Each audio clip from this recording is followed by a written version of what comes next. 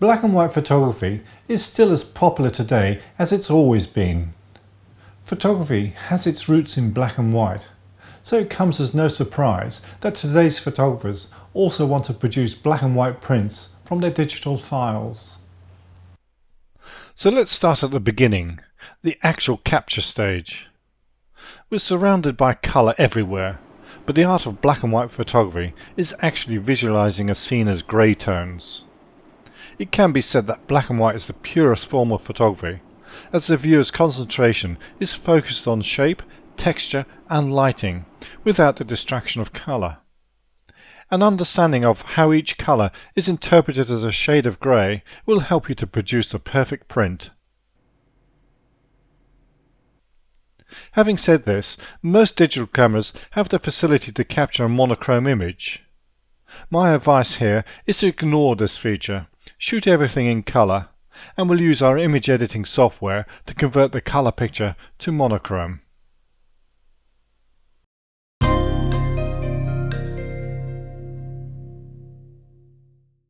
Traditionally, photographers would use black and white film together with a combination of coloured glass filters to emphasize the various shades of grey. Fortunately, with digital imaging, we can easily simulate those glass filters, and at the same time adjust the various grey tone values to suit the picture mood.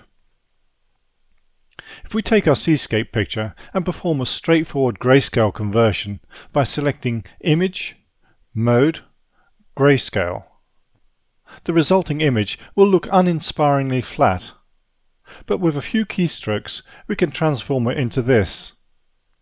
Here are a few examples of how we can simulate filter effects. A red filter absorbs nearly all blues and greens, producing a dramatic effect. A green filter has a similar effect to a grayscale conversion, but with better results. A blue filter absorbs the reds and will also lighten the sky. The all-time favourite for black and white photography is the yellow filter. This produces the most pleasing tonal values. Now, the intention is not to provide you with Photoshop tutorials, but to show you the best way to convert your colour images to black and white. Now, the advantage of shooting them in colour is that we can use the colour information to alter the various grey tones.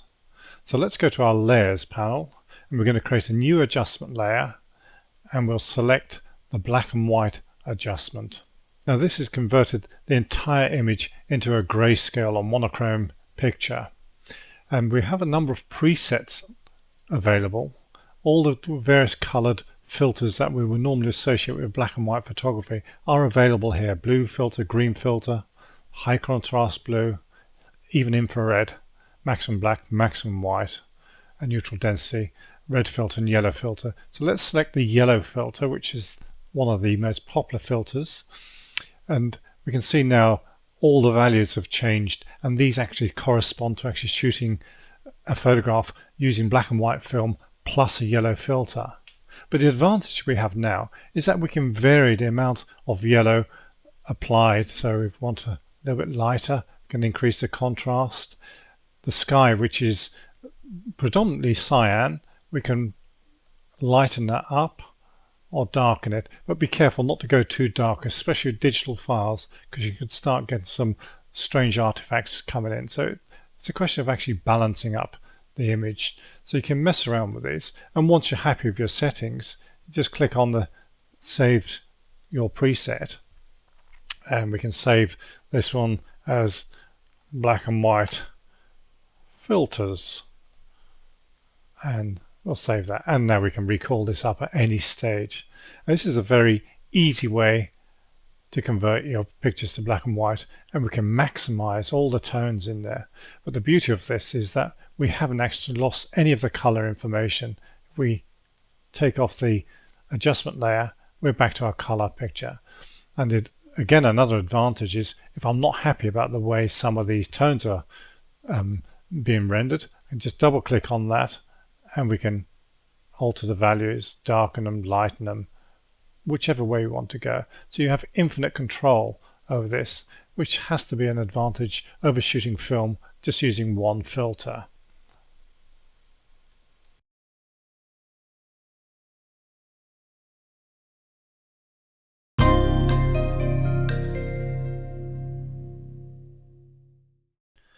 Printing a monochrome print shouldn't present any more problems than, say, printing a colour picture. Well, that's the theory anyway. One of the biggest problems with black and white printing can be the introduction of a colour cast. The cast can vary from a warm tone to magenta, cyan, or a cool tone, and any permutation in between.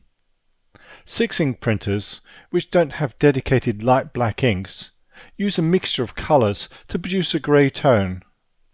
If the ink balance is not correct, then a colour cast could result. Black and white prints with grey tones will show up any cast very quickly. Here's a high magnification of a section of the Venice scene, produced on a 6-ink printer. Notice your use of colour to make up a grey tone, and this imbalance in colour could result in the colour cast. But a good profile should be able to cure this problem. Printers with dedicated black and light black inks tend to fare much better, although some colours are still used. Generally, light blacks will be used for the lighter shades of grey. Here's the same section of the Venice scene, this time printed with a printer using dedicated light black inks.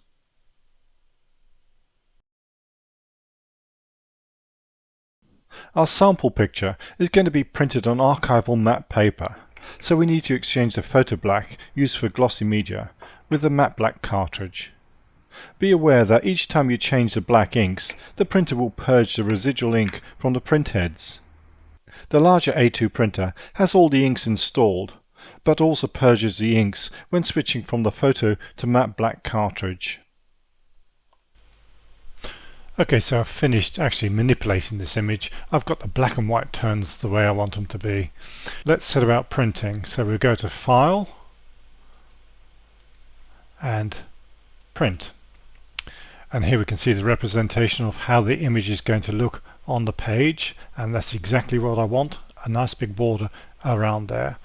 I'm going to let the printer manage his colors just for this part here, and if I wanted to use a color profile, then we could select Photoshop manages colors and we'd select our profile from this list here.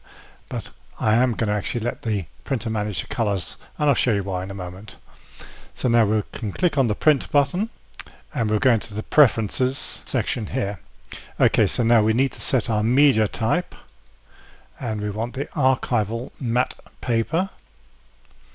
And for the color, we don't want color, we want advanced black and white photo. We see on the left hand side here our page size has been set up for A3. We can go to paper there and we can see it's set for landscape mode. That's fine, everything's okay there. Okay, so now we can choose a color toning. We can have neutral, cool, warm or sepia. I'm going to select neutral there, but I want to actually go into custom settings rather than automatic settings. So let's go into custom, and now we'll click on the advanced tab, and this brings up all our settings now for black and white printing. If we look on the top here, we can see archival matte paper, and our color space or settings is going to be advanced black and white photo. Print quality is super fine. There is another option, super photo, but there's not much difference between that, so we'll go for super fine. High speed, this means the printer is going to print in a bi-directional mode, so it'll print from left to right, right to left, etc. If you just wanted to go in one direction, uncheck that, and it'd print from left to right only, but it'll obviously take twice as long. So the high speed actually does work very well, so I'm going to keep that on there. Flip horizontal, I don't want to flip anything. Fine detail, if I was doing text printing, then I may want finer detail, and I check that one. And edge smoothing, and this generally applies to low resolution files that have been enlarged. If you just want it to smooth out the pixelated edges, this will do it. So I'm going to leave all those unchecked.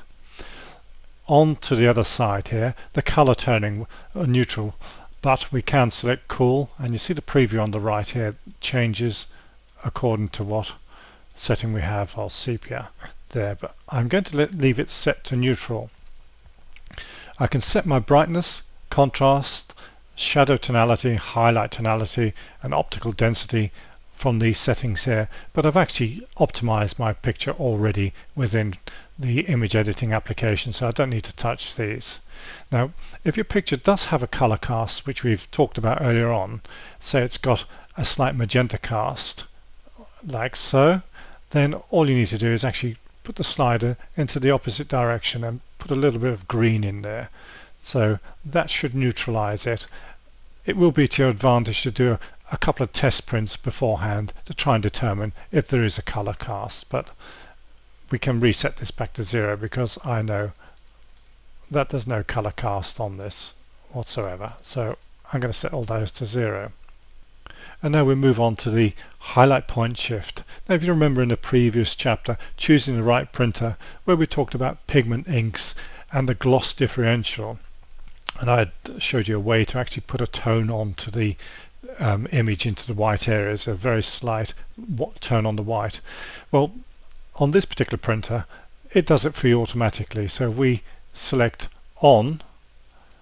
This is now just going to put a tiny bit of tone into the highlight areas, or if you want the entire page we can click on the on full page. This just puts a very light grey tone over the entire image, so there's no gloss differential. So for matte paper I don't actually need to worry too much about this, so I'm going to leave it set to off. So with everything set now, we can just go to OK and click OK again, and now we can press the print button.